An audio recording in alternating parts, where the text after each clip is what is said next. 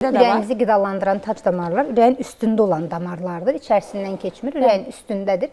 Və bu damarlar vasitəsilə ürəyin əzələləri, müəyyən hissələrindən qan gəlir, qidalanır. Hazırda elə gördüyümüz damarlarla, Bəli, bu şəkildə damarlar. Və bu damar tamamilə bağlandıqda, bu artıq miokard infarktu o deməkdir ki, damar tamamilə bağlanır və ürək əzələsinin, deyək ki, bu hissəsinə qan gəlmir. Yəni, nekroz baş verir. Qanla təmin olunmur, qidalanmır və ürəyin fəaliyyətində artıq ürəyin funksiyasında bu əzələnin bu hissəsi iştirak etmir. Deyək ki, normada bütün əzələ kütləsi iştirak etməlidir. Artıq müəyyən qədər iştirak etmədikdə ürəyin gücü zəifləyir. Təbii ki, bu damar birdən-birə tutulmur. Sual verdiniz ki, əlamətləri olurmu, necə bilə bilərik? Damar daraldığı zaman müəyyən əlamətlər formalaşmağa başlayır. Bu da nə ilə olur? Ən çox hərəkət vaxtı müşahidə olunur.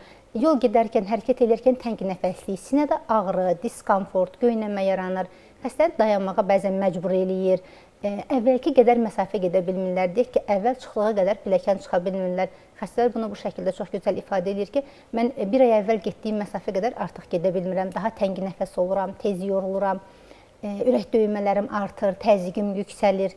Yəni, bu əlamətlər damarların daraldığını göstərən əlamətlərdir. Yəni, bizim ölkədə adətən bu şəkildə xəstələr müraciət edir ki, damarım tutulub, yəni bu damarın daralma prosesini sadəcə birbaşa damar tutulma kimi düşünürlər. Damar tutulma sırf miokard infarktıdır, artıq burada infarkt baş vermiş olur.